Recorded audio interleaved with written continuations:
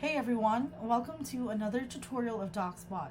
So today I will be giving you a quick walkthrough on how you can adjust things on your bot without actually touching your current live bot.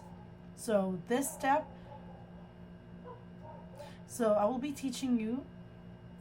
So first off, you have to make sure that you're logged into the DocsBot app and head on to your dashboard.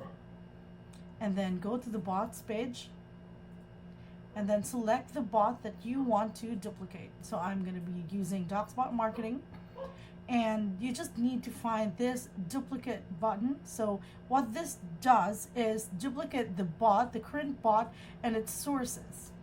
So once you duplicate it, you can just rename it DocsBot marketing copy, for instance. Then I'm just going to hit duplicate. And now the bot has been duplicated, so I can adjust a couple of things, like change the custom instructions, change the style of it or the settings without actually touching my current live bot, which has been embedded to my page. So that's it for my quick tutorial for today. See you again. Thanks.